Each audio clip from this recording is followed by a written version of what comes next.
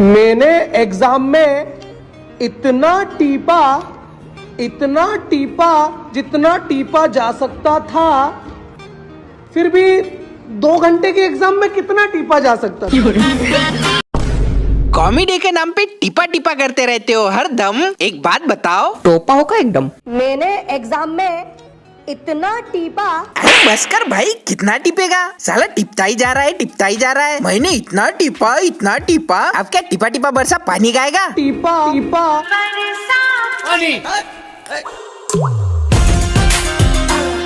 मेरे हिसाब से मुंबई नहीं आ सकते।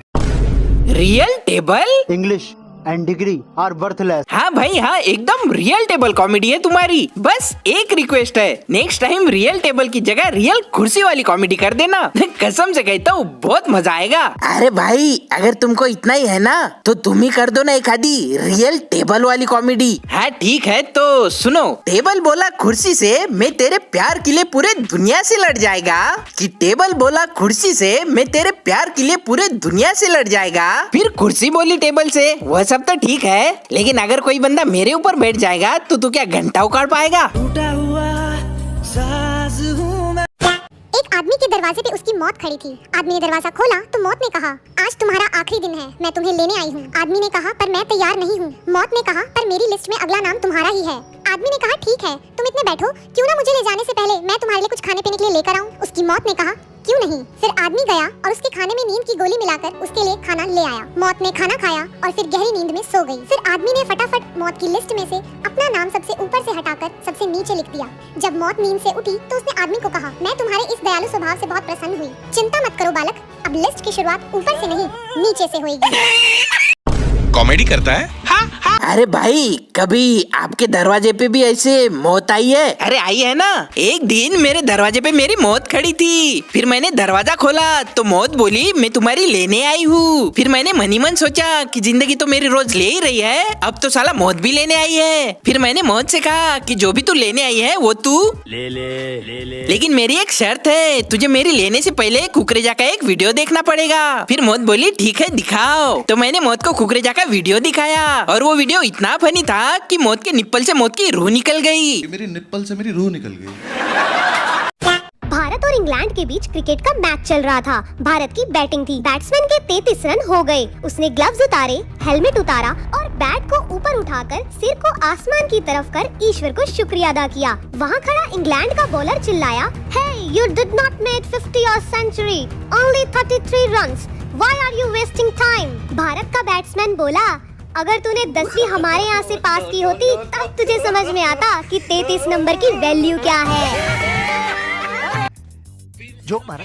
कुकरेजा भाई, सच में यार तुम्हारे ऊपर मेरे मर्डर का चार्ज लगने वाला है। भाई हंसा हंसा के मार डालोगे क्या यार मुझे? नहीं मतलब आप ही सोचो, यूट्यूब इंडिया का नंबर 1 शॉर्ट क्रिएटर बाइक का हेलमेट लगा के रनिंग ट्रैक के ऊपर फुटबॉल से बैट बॉल खेल रहा है। इससे बड़ी कॉमेडी क्या ही हो सकती है ना। तुम्हारा कुछ ना हो पाएगा। अरे भाई, कोई जोक सुनाओ ना। हाँ ठीक है, तो सुनो। एक बूढ़ी अम्मा को एक भिखारी मंदिर के बाहर मिला। भिखारी बोला, भगवान के नाम पे कुछ दे दो माँ जी, 4 दिन से मैंने कुछ नहीं खाया। बुढ़िया 500 रुपए के नोट निकालते हुए बोली कि 400 रुपए है तुम्हारे पास? भिखारी बोला, हाँ हाँ माँ जी है मेरे पास। तो बुढ़िया बोली, तो उससे ही कुछ लेकर खा लो ना। बहुत खराब जोक था। हाँ हाँ, खराब तो लगेगा ही, मेरे मुंह से निकला है ना। अब यही गूगल से ढापा हुआ जोक अगर कुकरेजा के मुंह से सुन लो तो तुमको तो मजा आ जाए। एक भिखारी मंदिर के बाहर बैठा था। उसने एक भारतीय नारी को मंदिर से बाहर आते हुए देखा और बोला, मेम साहब, मैंने 4 दिन से कुछ नहीं खाया, कृपया करके कुछ खाने को दे दो, भगवान आपका भला करेगा। भारतीय नारी बोली, मेरे पास 500 रुपए हैं, क्या तुम्हारे पास 400 रुपए खुले हैं? भिखारी बोला, हाँ जी, मेरे पास 400 रुपए खुले पैसे पड़े हैं। भारतीय नारी बोली, तब उन्हीं पैसे से खाना खा लेना।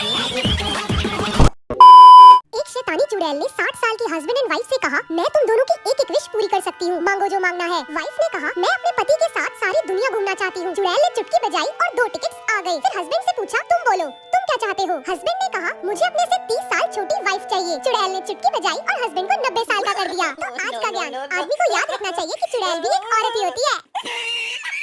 क्या बात है यार कुकरेजा। नहीं मतलब चोरी किए हुए जोक पे भी तुम इतना हंसा दे रहे हो। टैलेंट तो है बंदे में। मैंने तो कल न्यूज पेपर में भी पढ़ा कि दुष्यंत कुकरेजा का वीडियो देखने के बाद लोग इतना हंस रहे हैं कि हंस हंस के उनके पेट के अपेंडिक्स भी फूट रहे हैं। चलो उनके तो सिर्फ अपेंडिक्स ही फूट रहे हैं, लेकिन मेरा तो हंस हंस के हस्त में तो सॉरी कंट्रोल। तो अपने कुकरेजा भाई सिर्फ रियल टेबल वाली कॉमेडी वीडियो ही नहीं बनाते, ये तो रियल टेबल वाली इमोशनल वीडियो भी बना देते हैं। एक 8 साल की लड़की आइसक्रीम पार्लर गई। वेटर बोला क्या चाहिए बेटा? लड़की बोली ये आइसक्रीम कितने की है भैया? वेटर ने कहा 15 रुपए की। लड़की ने अपना पॉकेट चेक किया, फिर छोटी वाली आइसक्रीम की रेट पूछी। वेटर ने गुस्से से कहा 12 रुपए की है। लड़की ने कहा छोटी वाली दे दीजिए। लड़की ने बाकी सब जाने दो बाढ़ में, मुझे पहले ये बताओ कि ये कौन सा रेस्टोरेंट है जहाँ पे 12 रुपए में इतनी सेक्सी चोकोबार मिल रही है। साला 12 रुपए में हमारी यहाँ मटका कुल्फी नहीं मिलती और ये 12 रुपए में इतनी सेक्सी कांडी खा रही है। पैसे दिए और आइसक्रीम खाकर चली गई। जब वेटर खाली प्लेट लेने गया, उसकी आंखों में आंसू आ गए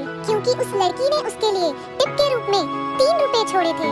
यह देखकर वेटर मन ही मन शर्मिंदा हो गया और सोचने लगा कि एक छोटी सी लड़की बहुत बड़ी बात सिखा गई कि आपके पास जो कुछ भी है उससे दूसरों को भी खुश करने की कोशिश करो। इसीलिए आज समझ आता है कि बच्चों को भगवान का रूप क्यों माना गया है। अच्छा चलो कुल्फी को रखते हैं साइड में, लेकिन ये कौन सा वेटर है बे जो साला 4 रुपए के टिप में इमोशनल भी हो गया। जब वेटर खाली प्लेट लेने गया, उसकी आंखों में आंसू आ गए। मैं तो साला चाय पीने भी जाता हूँ ना, तो चाय वाले को भी 1000 रुपए टिप देता हूँ, फिर भी वो साला कभी इमोशनल नहीं होता। चाय पीने से पहले 1000 रुपए टिप देता है, बाद में झापड़ मार के वापस भी ले लेता है। देखो कुछ भी कहो, लेकिन स्टोरी तो एकदम इमोशनल थी। लगता है मेहनत की है बंदे ने स्क्रिप्ट लिखने में। ये भी चोरी किया ना?